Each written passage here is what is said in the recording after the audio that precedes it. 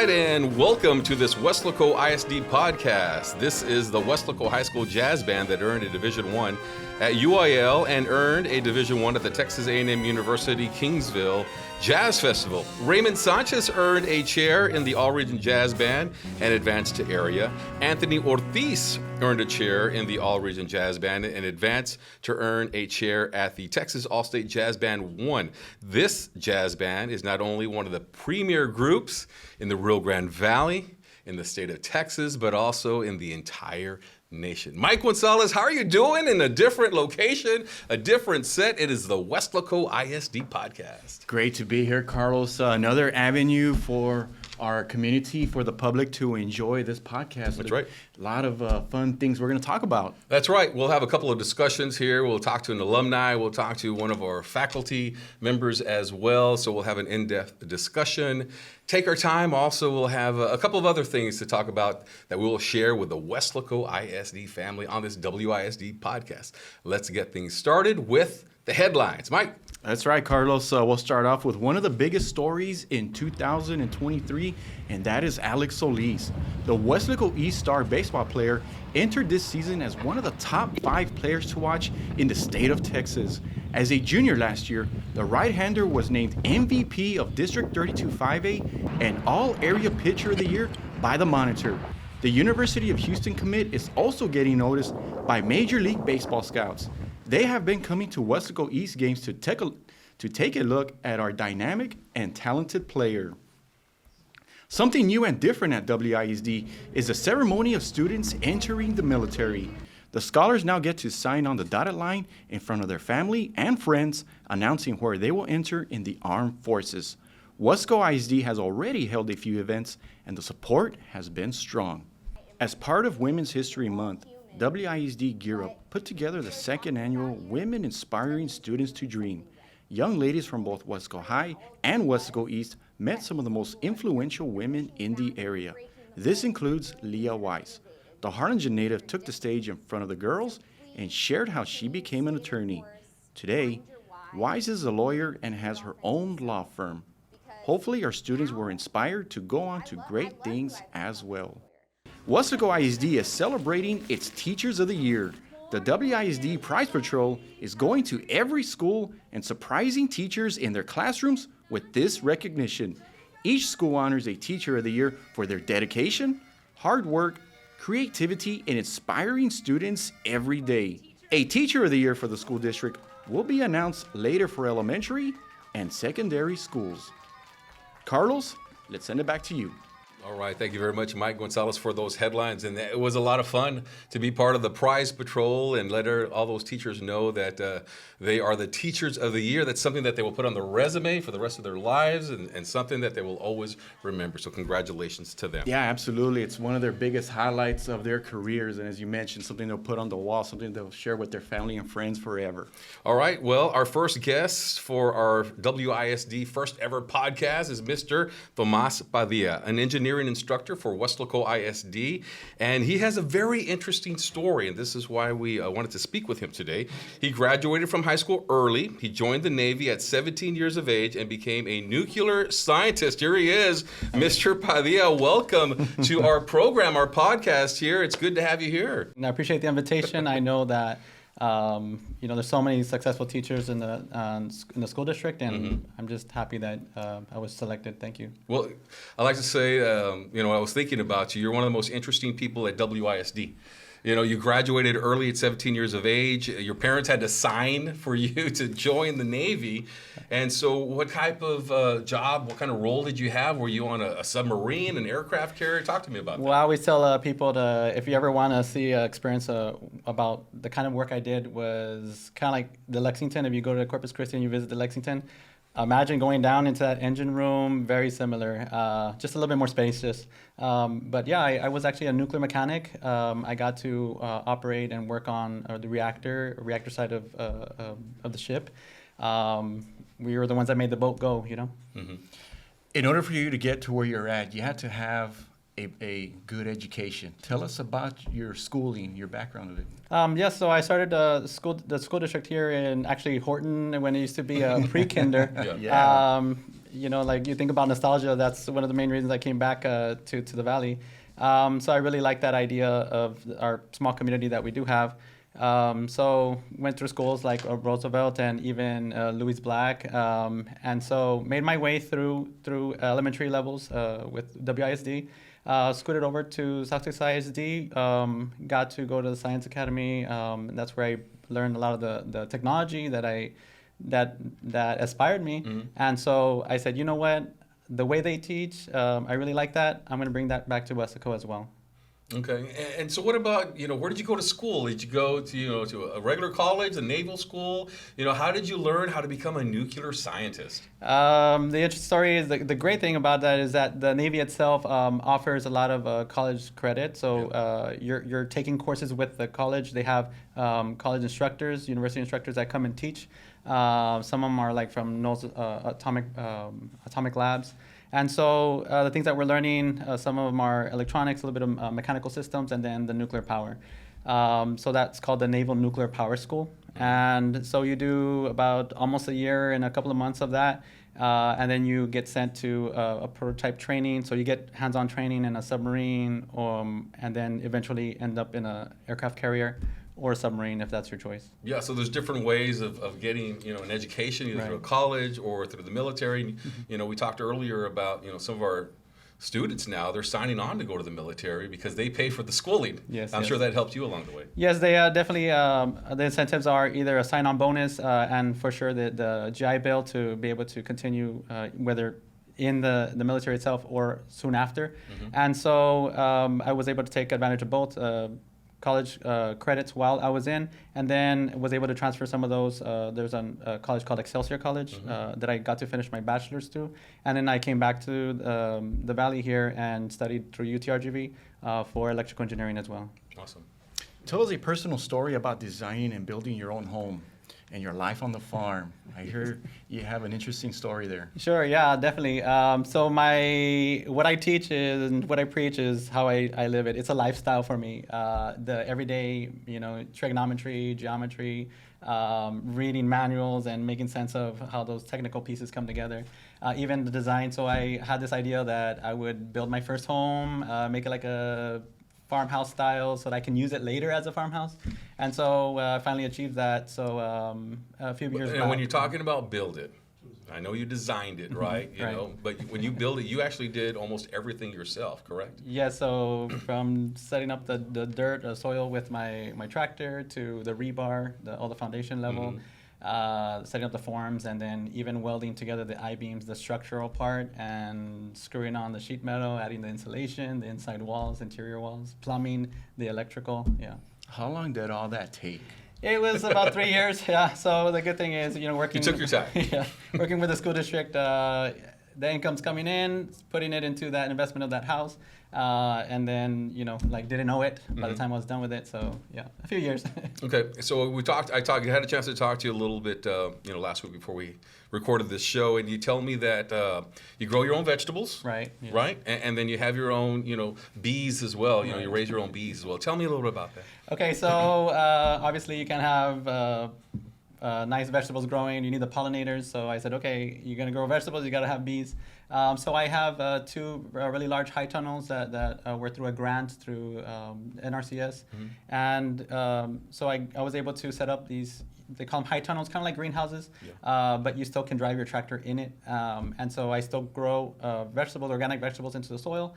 And I'm part of a co-op where we take those vegetables and we can package them together with other growers. And we sell that as a packaged setup. And I do the bee harvesting at the end as well and sell that as well. And you got to keep some of the vegetables yourselves as well, right? Definitely, it's a different it's a different story when you're eating caldo, a soup, straight out of the garden. Awesome. So you here at Weslaco ISD, the best district in the state of Texas, right? Definitely. So why do you work at Weslaco ISD, and what do you get out of teaching our students? So after visiting different states, seeing different countries, I questioned what was my goal or purpose of even being born here in this region, and you start reflecting on that, and the love for family, definitely a big one. And also, like I said earlier, like the nostalgia of like how you were raised and the morals and values that we hold here in our community.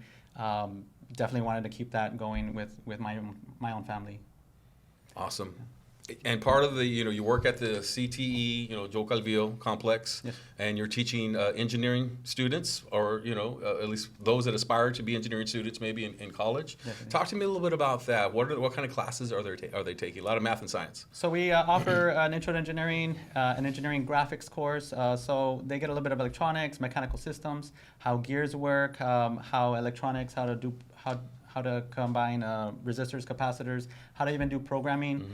It's not quite a computer science course, but it still meets all the guidelines for computer programming.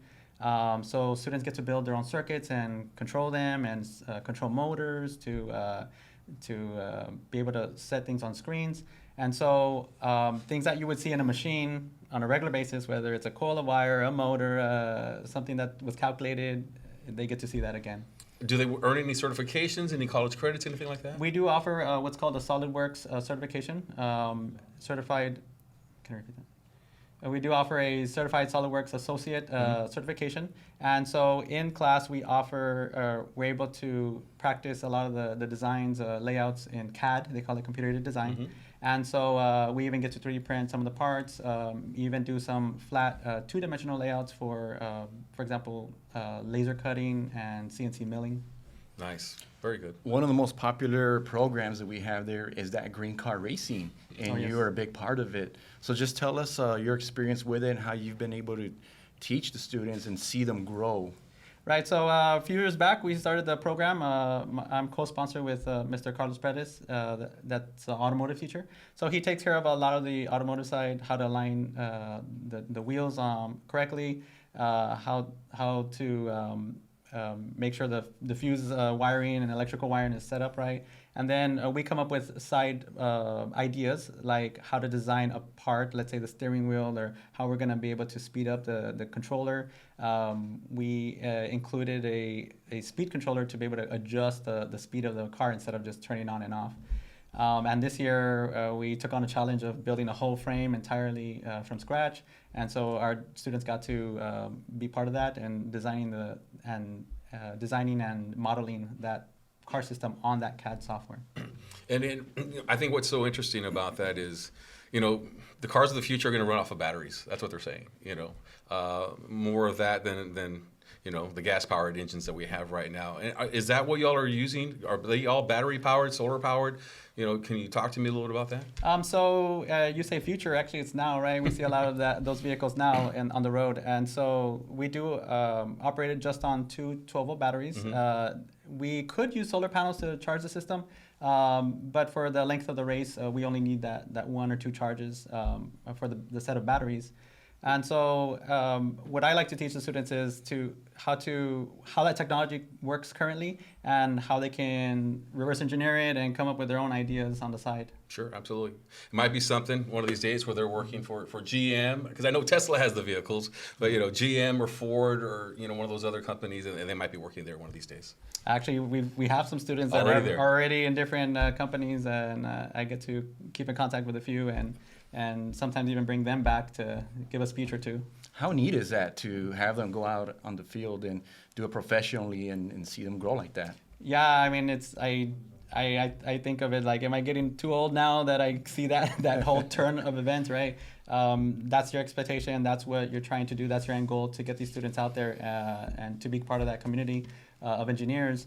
And when you finally meet that and achieve that goal, or they achieve that goal, then you can reflect back and say, okay, absolutely, I know where I'm heading.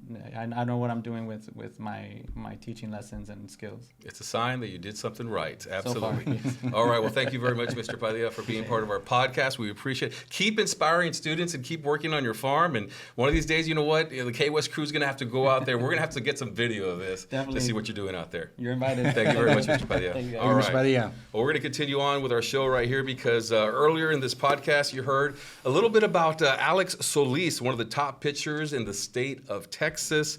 He is so good that almost every time that he pitches, you see a Major League Baseball scout out there that is checking out his performance on the mound. Well, we had a chance to talk to him recently, and here's what he had to say. My name is Alex Solis, and I am a pitcher for the Weslaco East Wildcats. Talked to more than a handful of scouts that they were saying that I do have the stuff to go to the next level. Since I'm out of high school, I would start out of rookie ball and then move my way up to there and keep going from there, see where it takes me.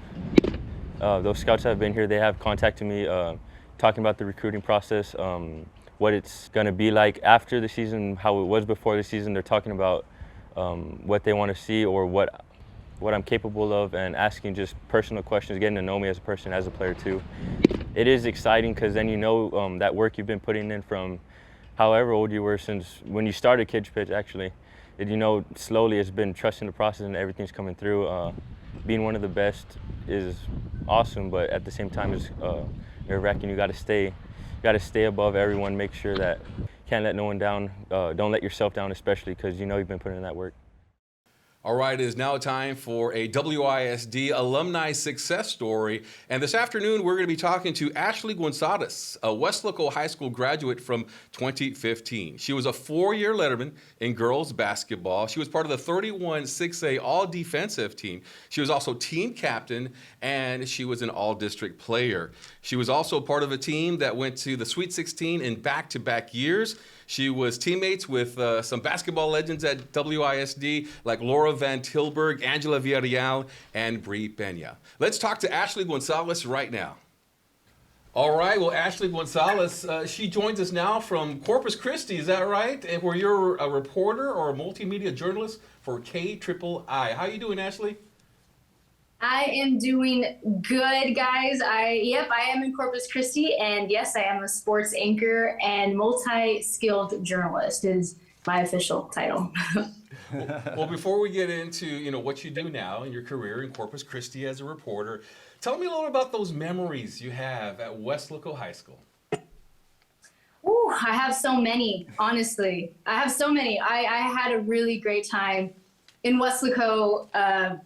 Oh man, but I really remember my junior and senior year the most. As you guys know, I played lots of basketball. Coach Fino, who is still there, was my coach, and that also was a time when we had Angela Villarreal, Bri Peña, and before then, Laura Van Tilburg. So we were a pretty solid team, if I just say so myself. And just being in that atmosphere, it was a whole lot of fun. But come senior year, my mom started at Weslaco High School as an English teacher, and she was actually Teacher of the Year last year. So you guys may know her, Gladys Gonzalez, that's my mom.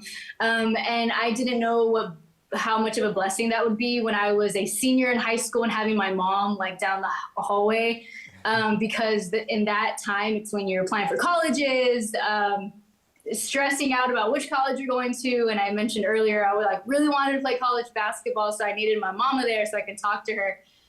So those are like the really, really good memories that I have of Weslaco High School, just athletics and having my mom down the hall. And even postseason when we would play basketball, Miss Martin, the cooking teacher, she would make a huge deal out of athletics, and she is a huge basketball fan. So she would have pasta nights for us, and that really made us feel very special. Like being on the girls basketball program, just all the attention that she was allowing us to get was really sweet. So very fond memories of Weslaco High School. Well, where did you go to school, and how did you get started in broadcasting? Well, I went to school at A&M Kingsville, go Javelinas. My big brother was there at the time when I was a freshman. So he was a senior, I was a freshman. And I got involved with the broadcasting world the first week of school, honestly. The first week of school, I found my people, and I kind of asked, what do I need to do to get close to do the things that I want to do, which was be around the sports world, whether it was on the basketball court or the football field.